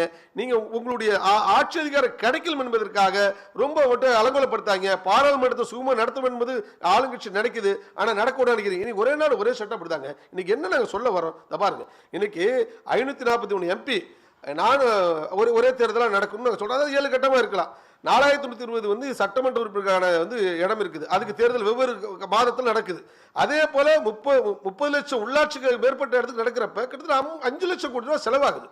அது வந்து பாத்தீங்கன்னா இப்ப ஒரே தடவை நடத்திங்கன்னா இன்னைக்கு 50,000 கோடி ரூபாய். இன்னைக்கு இது மாதிரி உயர்மட்ட குழு இந்த பாருங்க, உங்களுடைய குலாம் நபி ஆசாத் இருக்காரு, அதிரஞ்சன் சௌத்ரி இருக்கிறார், அதுல ஓய்வு பெற்ற நீதிபதி, ஓய்வு பெற்ற ஜனாதிபதி தலைமையில தான் குழு அமைச்சிருக்கிறோம். ஜனநாயக பல அதிகாரிகள் இருக்காங்க. அப்ப நாட்டு மக்கள் கருத்து கேட்டு ஒரு மாநிலத்துல நடக்குதுன்னா அப்ப நீங்க வந்து கவர்னர் வச்சு பிரசிடென்ட் ரூல கொண்டுட்டு வருவீங்களா? அங்க பெடரலிசம் எங்க போகுது? அங்க ஜனநாயகம் அடிக்கப்படுது இல்லையா? மக்களாட்சி தத்துவத்தின் மேல் தாக்குதல். சகோதரி அபிநயா, நீங்க என்ன பாக்குறீங்கன்னா இந்திரா காந்தி மாதிரி பாக்குறீங்க, அதை தான் பாக்காங்கன்னு சொல்றோம். அது மாதிரி வந்துருமோ பாக்காங்க. அது மாதிரி ஜனநாயக துரோகம் பண்ணல. 1975 பண்ணி 356 ஜனநாயக விரோதமாக நடைமுறைப்படுத்தினது யாரு சொல்லுங்க? நான் அதுக்கு பதில் சொல்ல வருகிறேன். அதே போல சொல்றாரு, நாங்க ஜனநாயகத்தை தாங்க மதிக்கிறோம், வாதிக்கிறோம், தயாரா இருக்கு. வாதிப்புக்குள்ளே நீ வரலன்னா என்ன பண்ண முடியும்? அண்ணன் வேலுச்சாமி சிரிக்கிறார். உண்மையாகவே இந்த ஜனநாயகத்தை படுகொலை பண்ணது வந்து யாருக்கு தெரியும்? ஒரே நேரத்தில் ஆர்டிகல் 356 12 மாநில ஆட்சியை கலைத்தது யாரு? அத சொல்லுங்க. வெளிச்சாமனே எனக்கு டைம் இல்ல, எனக்கு 2 நிமிடம் தான் டைம் இருக்கு. நான் சொல்றேன். அதே போல என்ன சொல்றாரு சகோதரர், இது வந்து உங்க டைம் போய் சீக்கிரம் போயிடும். உண்மைதான். குற்றவாளிகள் ஒருபோது தப்பிக்க கூடாது அப்படின்னு சொல்றாரு. நான் உண்மையாக சொல்றேங்க, ஜார்ஜ் சோரோஸுக்கும் இன்னைக்கு என்ன கேட்டீங்க, ஆளுங்கட்சி அமலில் ஈடுபடுதானு. ஆமாங்க, நீ நாட்டு மக்கள், நீ ஜார்ஜ் சோரோஸுக்கு ராகுல் காந்தி என்ன உறவுங்கிற அமலப்படுத்துறது நாங்க இருக்கிறோம். நீங்க அதானி விஷயத்தை விட வேற டாபிக். அதானி 1985 இருந்து யார் ஆட்சி காலத்துல வளர்ந்தார் என்பதை வேலுச்சாமி அவர்கள் வந்து விசாரணை நடத்த வேண்டியது தானே. எதுக்கு நீங்க ஜார்ஜ் சோரோஸ் வரைக்கும் போயிட்டு அமெரிக்க நீதிமன்றத்தில் விசாரணை நடத்துங்க சகோதரி. இன்னைக்கு அமெரிக்க நீதிமன்றத்தில் விசாரணை எதிர்கொண்டு இருக்கிறார். அதை வந்து அவர் சட்ட ரீதியாக இது பண்ண இது நோக்கம் அதெல்லாம் கிடையாது. அதான் சொல்றேன், ஜார்ஜ் சோரோஸ் ராகுல் காந்தி என்ன உறவு என்பதை நிச்சயமாக விசாரிக்க வேண்டும் எதிர்பார்க்கிறோம். அதே போல குற்றவாளி தப்பிக்க கூடாது என்று சொல்றார். நிச்சயமாக நேசர் கானல் வழக்கில் இன்னைக்கு 5000 கோடி ஊழல் செய்த சோனியா காந்தி ராகுல் காந்திக்கும் தப்பிக்க கூடாது என்று நிச்சயமாக மாகாண சட்ட போராட்டம் நடத்தும் அப்படிங்கிறதுல சொல்ல விரும்புகிறேன். இதுதான் என்னுடைய கருத்து, வேற ஒண்ணும் கிடையாது. ஓகே, திருச்சி வேலுசாமி, உங்களுடைய இறுதி பார்வை மிக சுருக்குமா? அதான் என்னன்னா, நாட்டுல இப்ப மத்தியில ஆட்சி அவங்ககிட்ட இருக்கா இல்லையா? ராகுல் காந்தி தப்பு பண்ணாரு அல்லது சோனியா காந்தி தப்பு பண்றாங்க, இல்ல நானே தப்பு பண்ணாலும் கண்டுபிடிச்சு நடவடிக்கை எடுக்க வேண்டிய இடத்துல நீங்க இருக்கீங்களா? அதை நீங்க பாட்டு குற்றம் மட்டுமே சொல்லிட்டு இருக்கீங்களே. எனக்கு ஒண்ணும் புரியல. இதெல்லாம் பாராளுமன்றத்தில் விவாதிக்கிறதற்கு அனுமதி தரவில்லை. இது சரியான கேட்கிறோம். அவர் இன்னொன்னு சொல்றாரு, நாங்கெல்லாம் தியாகிகள்ன்றாரு. RSS இந்த நாட்டில் சுதந்திரத்துக்காக போராடுகிற போது வேண்டாம்னு சொல்லுச்சா இல்லையா? பிரிட்டிஷ் நாடு இந்தியாவுக்கு வருகிற போது அவருக்கு வரவேற்பு கொடுத்து வரவேற்பு அணிவகுப்பு நடத்துச்சா இல்லையா? அதே தாய் சாவனம் சொல்லிட்டு நீங்க என்னமோ சுதந்திர போராட்டத்துக்கு போராட்ட மாதிரி பேசுறீங்களே, அது எப்படி? அவர் சொன்னாரு, ஆர்டிகல் 356 வைத்துக் கொண்டு மாநில ஆட்சியை டிஸ்மிஸ் பண்ணினோம். 36 சட்டம் இருக்கிற போது பண்ணோம். அதற்கப்புறம் எஸ்ஆர் பொம்மை வழக்குக்கு பின்னால அந்த சட்டம் திருத்தம் வந்துச்சு. ஆனால் இன்னொன்றை சொல்ற அவர் பதில் சொல்ல மாட்டேங்கிறாரு. ஒரே நாள்ல 12 மாநில ஆட்சிகளை டிஸ்மிஸ் செய்தது காங்கிரஸா யாருன்னு கேட்டேன். அது அவர் பதிலே சொல்ல. ஆகவே ரொம்ப சாதுரியமாகவும் சாமர்த்தியமாகவும் பேசிக்கிட்டே போறாங்க. நடவடிக்கையில இல்ல. வரி போடலாமான்னு கேட்டு பேப்பருக்கு ஏயா போடுறீங்க, பென்சிலுக்கு ஏயா போடுறீங்களா, வரி முன்னால எல்லாம் போடலையா? வரி எப்போதும் தான் போடுவாங்க. வரி போடாம ஒரு ஆட்சியை நடத்த முடியாது. எதற்கு போடணும், எதற்கு போடக்கூடாது, அதுதான் இன்றைக்கு தேவை. விவசாயி உற்பத்தி பண்ற பொருளுக்கெல்லாம் வரி போடுவீங்க.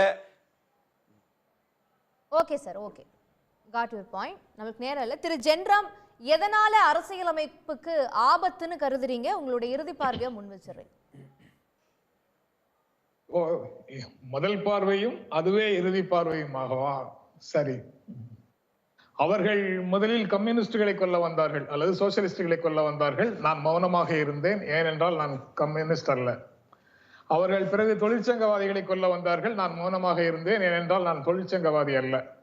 பிறகு அவர்கள் யூதர்களை தேடி வந்தார்கள். நான் மௌனமாக இருந்தேன், ஏனென்றால் நான் யூதர் அல்ல. இறுதியில் அவர்கள் என்னை தேடி வந்தார்கள். எனக்காக பேசுவதற்கு அங்கு எவரும் இல்லை.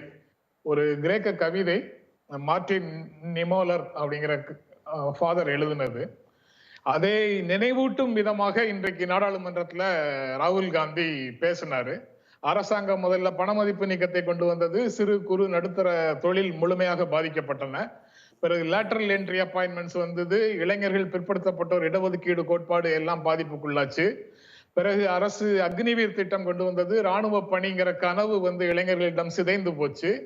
நவீனமயமாக்கம்ங்கிற பெயர்ல மும்பையை அதானியிடம் கொடுத்தீர்கள் என்றால் தாராவியின் சிறு வணிகத்தின் கட்டை விரலை வெட்டுகிறீர்கள்.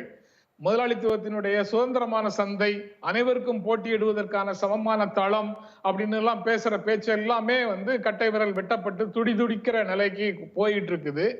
ஏதுமற்ற எளிய மக்களை முதல்ல அரசின் திட்டங்கள் பாதித்தன. பிறகு வேலை தேடும் இளைஞர்களின் வாழ்க்கையை அரசின் கொள்கைகள் முடக்கி போட்டன. நிலங்கள்ல, விளைநிலங்கள்ல வாழ்க்கை கிடைக்காத விவசாயிகள் வீதிகளில் இறங்கி போராடிட்டு இருக்கிறாங்க. சிறு குறு நடுத்தர தொழில்கள் மொத்தமாக நசிந்து போயின. பெருநிறுவனங்களில் கூட சில நிறுவனங்கள் அரசோடு நெருக்கமாக இருக்கின்ற, நட்பு ரீதியாக இருக்கின்ற, சார்ந்து இருக்கின்ற சில நிறுவனங்களுக்கு மட்டுமே தான் தொழில் கொளிக்கின்றனவே தவிர பல பெருநிறுவனங்கள் கூட தாக்கு பிடிப்பதற்கே கடும் போராட்டத்தில் இருக்கிற மாதிரி சூழல்ல இருக்கிறாங்க. கற்றுத்தருவார் குருநாதர்னு நம்பிய ஏகலைவனுடைய கட்டை விரல் வாங்கப்பட்ட மகாபாரதத்தை போல தொழில் செய்யவும், வேலை கிடைக்கிறதுக்கும், வாழ்க்கை நடத்துவதற்கும் அரசு உதவி செய்யும் நம்பிக்கையோட இருக்கக்கூடிய இந்திய மக்கள் கட்டை விரல்கள் வெட்டப்படுகின்றன அப்படின்னு ராகுல் காந்தி இன்றைக்கு பேசினாரு. அந்த பேச்சு ரொம்ப முக்கியமானது ஒரு பேச்சாக நான் நினைக்கிறேன். அரசாங்கத்தினுடைய போதாமைகளை நீதிமன்றங்கள்ல, மக்கள் வாழும் வீதிகள்ல, நாடாளுமன்றத்துல, எல்லா இடங்களிலும் முன்வைக்கப்பட வேண்டும். அந்த வேலையை ராகுல் காந்தி நாடாளுமன்றத்தில் சிறப்பாக இன்றைக்கு முன்வைத்திருக்கிறார் அப்படிங்கிறத பார்க்க முடியுது. அது போக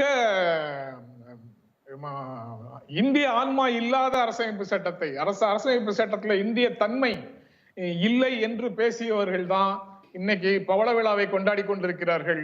இந்திய மக்கள் 2024 இப்படி ஒரு மேண்டேட்டை கொடுத்து ஒரு குரூர நகைச்சுவையை அரங்கேற்றி இருக்கிறார்கள். அரசமைப்பு சட்டத்தின் மீது நம்பிக்கையே இல்லாத, அரசமைப்பு சட்டத்தை, தேசிய கொடியை, எல்லாவற்றையுமே மதிக்காத வழி வந்தவர்களிடம் இந்த பவள விழாவை கொண்டாடும் வாய்ப்பை கொடுத்திருக்கிறார்கள்.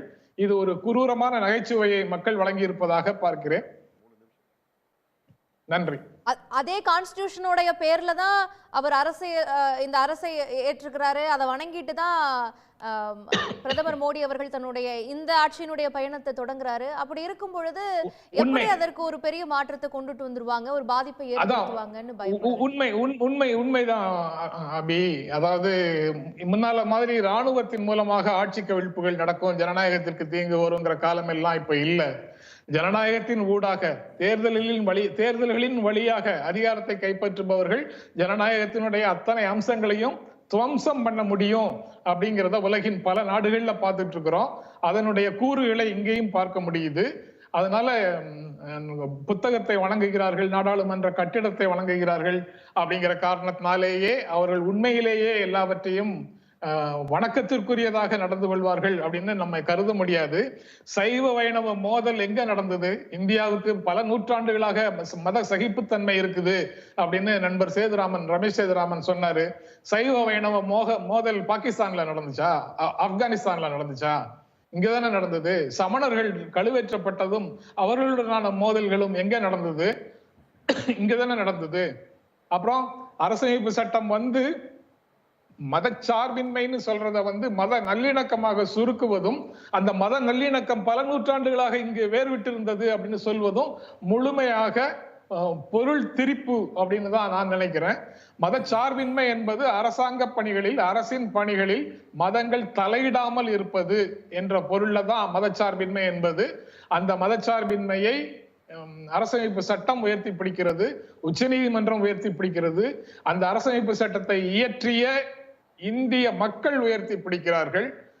அந்த விருப்பம் இல்லாமல் இருக்கக்கூடியவர்கள் கருத்தளவுல என்ன வேண்டுமானாலும் பேசலாம். கருத்தளவில் அதை எதிர்த்து பேசுவதற்கும் திரித்து பேசுவதற்கும் அவர்களுக்கு உரிமை இருக்கிறது என்றுதான் நானும் கருதுகிறேன். அந்த உரிமையை அவர்கள் பயன்படுத்தட்டும், தொடர்ந்து திரிப்புகளை செய்து கொண்டிருக்கட்டும். அதை உணர்ந்தவர்கள், அரசமைப்பு சட்டத்தின் உண்மையான உணர்வுகளை புரிந்து கொண்டவர்கள் அவர்களுக்கு பதில் சொல்வார்கள். ஓகே, உங்களுடைய நீண்ட ஒரு பார்வையை வச்சிருக்கீங்க. திரு தியாகு சுருக்கமா ரெஸ்பாண்ட் பண்ண. ஓகே, அது இந்திய அரசமைப்பு சட்டம், அது ஒரு புனிதமான ஆவணம். அதில் எந்த திருத்தமும் தேவையில்லை என்பது என்னுடைய வாதம் அல்ல. ஓகே, ஆனால் அந்த அரசமைப்பு சட்டத்தினுடைய விழுமியங்கள் justice, liberty, equality and fraternity, இந்த விழுமியங்களுக்கு ஏற்ப இந்த சட்டம் மேலும் மேலும் செழுமைப்படுத்தப்படுறதுல தப்பு கிடையாது. ஆனால் இதுக்கு நேர் எதிர் திசையில் இருக்கிற விழுமியங்களை சிதைக்கிற விதத்தில் ஒரு இந்துத்துவ வேலை திட்டத்தை செயல்படுத்துவதற்காக இதை திருத்துகிறதா இப்போ நடக்கிற முயற்சி. இதற்கான மேண்டேட் இல்லாமல் செய்கிறாங்க. சவர்கார் மட்டும் இல்லை, கோல்வால்கருடைய பஞ்ச் ஆஃப் தாட்ஸ் படிங்க. இந்திய அரசமைப்பு சட்டத்தை ஏற்க முடியாதுங்கிறத அவருடைய நிலைப்பாடு. இந்திய தேசியத்தையே மறுக்கிறார் அவர். அதனால வேண்டி நாம் என்ன சொல்கிறோம்னா, இன்றைக்கி இருக்கிற ஆபத்தை நல்லா புரிஞ்சுக்கணும். இது ஒரு எலக்டரல் அத்தாரிட்டேரியனிசம், தேர்தல் வழிபட்ட எதேச்சாதிகாரம்.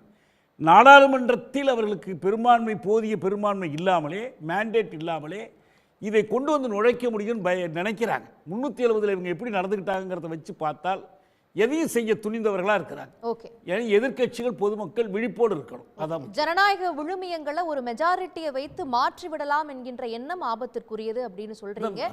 ஓகே, அதற்கான பாசிபிலிட்டிஸ் எல்லாம் இந்த ஜனநாயக நடைமுறையில இருக்கா என்பதை பொறுத்திருந்து தான் பார்க்கணும். பங்கு கொண்ட விருந்தினர்களுக்கும் பார்த்த நேயர்களுக்கும் நன்றி. மற்றும் ஒரு நிகழ்ச்சியில் சந்திப்போம். வணக்கம்.